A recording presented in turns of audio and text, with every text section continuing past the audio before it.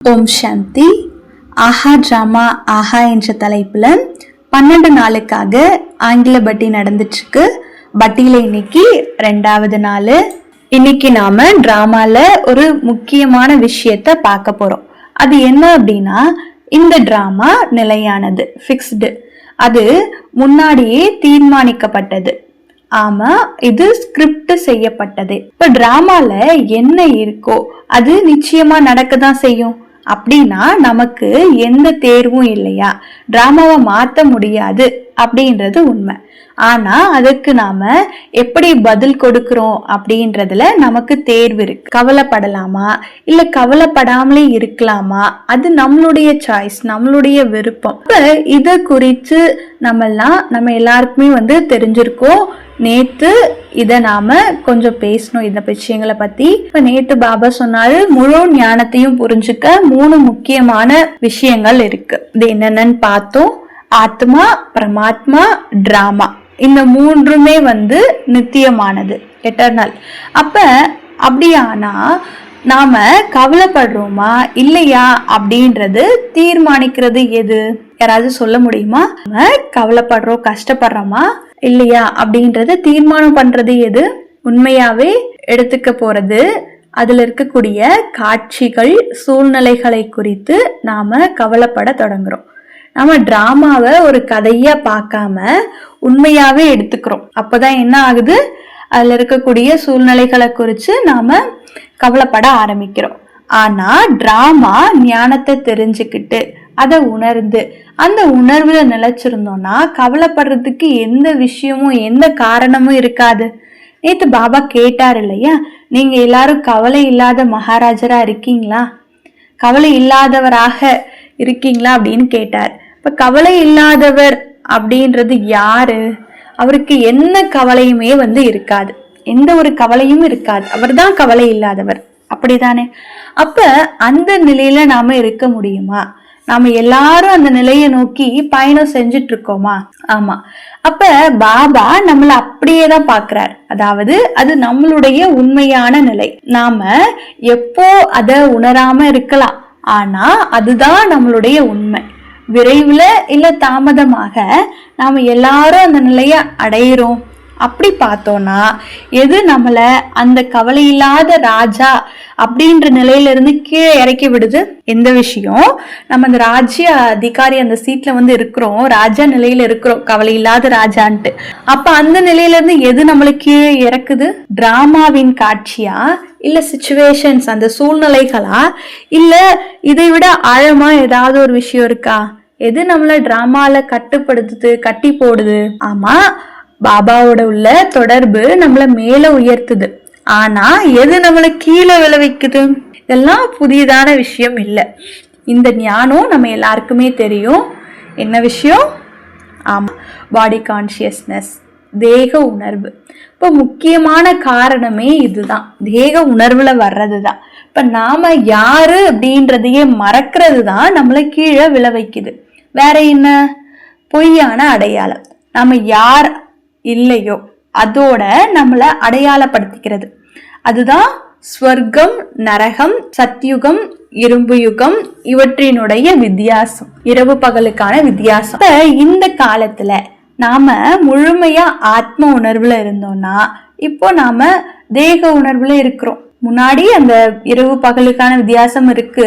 பகல் ஃபுல்லா நாம ஆத்ம உணர்வுல இருந்தோம், இரவு ஃபுல்லா தேக உணர்வுல இருக்கிறோம். இப்ப யார் என்பதை மறந்ததுனால நம்மளை சுத்தி இருக்கக்கூடிய பொருள்கள், சூழ்நிலைகள், மக்கள், இது எல்லாத்தையோட நம்ம இணைந்துடுறோம். அதனால என்ன உருவாகுது? ஆத்மா இயல்பாவே சுதந்திரமானது. ஆனா பின்னாடி அதனுடைய விருப்பம், எதிர்பார்ப்புகள் எல்லாமே உருவாக்க ஆரம்பமாயிடுது. இது எனக்கு வேணும், அவங்க இப்படி செய்யணும் அப்படின்னு ஒரு எக்ஸ்பெக்டேஷன் வந்துடுது. அதாவது எதிர்பார்ப்பு வந்துடுது. அவங்க இந்த மாதிரி நடந்துக்கணும், நான் என்ன நினைக்கிறேனோ அதுதான் அவங்க செய்யணும் அப்படின்னு. இப்போ அந்த எதிர்பார்ப்பு தான் என்ன ஆயிடுது?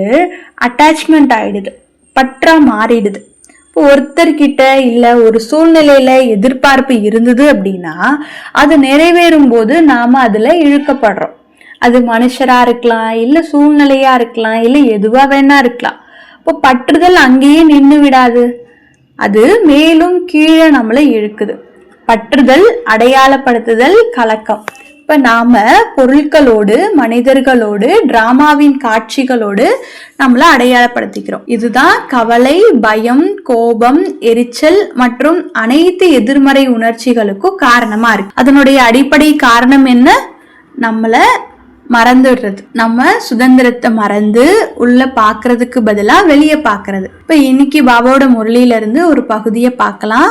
தேதி 18/12/1987 பாபா சொல்றாரு, ஒரு சின்ன விஷயத்த பெருசா மாத்துறதோ, ஒரு பெரிய விஷயத்த சின்னதா மாத்துறதோ உங்களுடைய நிலையை பொறுத்ததுதான். இப்போ அதுக்காக கஷ்டப்படணுமா, இல்ல ஒரு மாஸ்டர் என்ற அந்த சுயமரியாதையில இருக்கணுமா, இது எல்லாமே உங்களை பொறுத்ததுதான் அப்படின்ற இந்த ஒரு சூப்பரான பாயிண்ட பாபா இந்த முரளியில சொல்லியிருக்கிறாரு. அது உண்மையிலேயே சரிதானா இல்லையா? இப்ப வெளியில என்ன நடந்தாலும் நம்மளுடைய அந்த மனநிலை எப்படி இருக்குதோ அதுதான் நாம எப்படின்றத பதில் கொடுக்கிறது. அது எப்படி ஏத்துக்கிறோம், அந்த சூழ்நிலையை எப்படி பாக்குறோம், இது எல்லாமே தீர்மானிக்குது. பதில் கொடுக்கிறது இல்லைன்னா எதிர்வினை செய்யறது 2வது படி. ஆனா உள்ள வரக்கூடிய விஷயங்களை நாம எப்படி உணர்றோம், நம்மளுடைய நிலை, நம்ம ஸ்டேஜ் எப்படி இருக்கு, எதை சார்ந்து இருக்கு. அதனாலதான் பாபா சொல்றாரு, பெரிய விஷயத்த சின்னதா மாத்துறதும் சின்ன விஷயத்த பெருசா மாத்துறதும் உங்க கையில தான் இருக்கு. அதாவது உங்களுடைய நிலை மீது தான் பொறுத்தது, உங்களை பொறுத்தது. அதனால என்ன நடந்தது, நல்லது இல்ல எது நடந்தாலும் அது நல்லது அப்படின்னு நாம சொல்றோம். ரெண்டுமே நம்ம பொறுத்து, நம்ம பண்றதுதான், நம்மளை சார்ந்ததுதான். அப்ப இந்த நம்பிக்கை அல்லது உறுதி கெட்டதை நல்லதா ஆக்கிடும். ஏன்னா கர்ம கணக்குகளை தீர்மானிக்கிறது, காலங்காலமா நடைமுறை தேர்வுகள், பிராக்டிக்கல் பேப்பர் எழுதுறது, இது எல்லாமே நாடகப்படி நடந்துட்டு இருக்கு. அதனால சில விஷயத்த நல்ல வடிவுல நம்ம முன்னாடி வரும். மற்ற நேரத்துல சில விஷயங்கள் வெளிப்படையா பார்த்தோம்னா தீங்கு வர்றது மாதிரி இருக்கலாம். ஆனா உள்ளார்ந்த முறையில அதுவுமே நல்லதுக்கு தான் இருக்கு. ஏன்னா பல்வேறு காட்சி, பல்வேறு நாடக காட்சிகள் நம்ம முன்னாடி வருது. இதுக்கு பல ரீசன்ஸ் இருக்கு. சில காட்சிகள் வெளிப்படையா நல்லதா இருக்கும், ஆனா வேற பக்கம் பார்த்தோம்னா கெட்டதா தெரியும். ஆனா அடிப்படையில பாபா சொல்றது என்ன, எல்லாத்துக்கும் உள்ள நல்லதுதான் இருக்கு, எல்லாமே நல்லதுக்கு தான். நாம அதை எப்படி பாக்குறோம் அப்படின்றது நம்மளுடைய நிலை மீதுதான் பொறுத்தது, சார்ந்தது. நம்ம கையில தான் இருக்கு, நாம அதை எப்படி பாக்குறோம், எந்த கண்ணோட்டத்துல பாக்குறோம் அப்படின்றது. அப்புறம் பாபா சொல்றாரு, நீங்க இதை நினைத்து அந்த வடிவுல அது நல்லதா இல்லைன்னு சொல்லலாம். அதாவது சூழ்நிலைகள் வரும், இப்போ வருது, தொடர்ந்து வரும். ஆனா இழப்பின் திரைக்கு பின்னால லாபம் மறைஞ்சிருக்கு. இதுல 2 நிலைகள்ல நமக்கு உறுதி தேவைப்படுது. இத யார் சொல்றாங்கன்றதுல உறுதியாக இருக்கணும். இது எந்த பெரிய மனிதரா இல்லனா ஒரு மத குருவோ சொல்றது கிடையாது. சர்வசக்திவானுடைய கடவுள் அவரேதான் இத சொல்றாரு. அவர் என்ன சொல்றாரு, ஒவ்வொரு காட்சியிலையும் ஒவ்வொரு சூழ்நிலையிலையும் லாபம் மறைஞ்சிருக்கு. வெளிப்பற இருக்கக்கூடிய திரை இழப்ப போல தோணலாம். ஆனா கொஞ்சம் பொறுமையோடையும் சகிப்பு தன்மையோடையும் உள்முக நோக்கோடையும் நம்ம பார்த்தோம் அப்படின்னா அந்த வெளியில இருக்கக்கூடிய திரையின் பின்னால மறைஞ்சிருக்கிறத நம்ம பார்க்க முடியும். மேலோட்டமா பார்த்தோம்னா தெரியாது திரை இருக்கு, திரைக்குள்ள என்ன இருக்கு அப்படின்னா மேலோட்டமா பார்த்தா தெரியாது. ஆனா அதை நம்ம கொஞ்சம் பொறுமையா சகிப்புத்தன்மையோட உள்நோக்கு முகத்தோட பார்த்தோம்னா கண்டிப்பா திரைக்குள்ள என்ன இருக்குன்னு தெரியும். இப்ப இதுக்கு தெளிவுன்றது வேணும், உள்ள என்ன இருக்குன்னு பார்க்கக்கூடிய தெளிவு. அதனாலதான் இந்த ஞானமே நமக்கு, பிராமணர்களாகிய நமக்கு எதை பத்தியும் கவலை இல்லாம இருக்கிறதுக்கு உதவுது. அதற்கான அடிப்படையே இப்ப இந்த ஞானத்தை மறந்துட்டோம்னா சிறிய விஷயங்களுக்கே நாம கவலைப்பட ஆரம்பிச்சிருவோம். இப்ப எக்ஸாம்பிளுக்கு 1 மணி நேரம் நம்மளோட போன் கிடைக்கல அப்படின்னா, எங்க வச்சேன், தொலைஞ்சு போச்சா, இல்ல யாராவது எடுத்துக்கிட்டாங்களா, இல்ல யாராவது திருடிட்டாங்களா அப்படின்னு ஏகப்பட்ட தாட்ஸ் வருதா இல்லையா? இப்ப அது ஒரு சின்ன விஷயம். ஆனா பாபா சொல்றது, எதை பத்தியும் கவலைப்படாதீங்க, அதுல உலக அழிவின் முழு செயல்முறை, உலக மாற்றம் அடங்கி இருக்கு. இது ஒரு போன் பத்திய விஷயம் மட்டும் கிடையாது, ஒருத்தரை பத்தின விஷயம் மட்டும் கிடையாது, முழு உலகமே மாற்றம் அடைய போகுது. அதுக்கு நாம தயாரா? இல்ல தயாரா ஆகணுமா, இல்ல கடைசியில பாத்துக்கலாமா? இப்ப அதுக்கு நாம எப்படி தயாராகணும், நம்மளுடைய புரிதலை ஆழப்படுத்துறதுனால பாபா சொல்றத விழிப்புணர்வோட இருந்து கேட்கணும். எல்லா பொய்மைகளையும் தொடர்ந்து சரிபார்த்து அதை நம்ம நீக்கணும். சத்தியத்துல நிலைச்சிருக்கணும். இப்ப இந்த உறுதி தான் எதுவா இருந்தாலும் நம்மள கவலை இல்லாதவரா பாதுகாக்கும். ஒருத்தரோட தனிப்பட்ட வாழ்க்கையில உடல் நலம் சார்ந்த பெரிய சோதனையா இருக்கலாம், அவங்களுடைய வேலை உறவு சார்ந்த பிரச்சனைங்க இருக்கலாம், இல்ல உலகளாவிய அளவுல அழிவு காட்சிகளை எதிர்கொள்வதற்கானதாக கூட இருக்கலாம். அதனாலதான் பாபா டெய்லி முரளியில எது அவசியம்னு நமக்கு திரும்ப திரும்ப சொல்றாரு.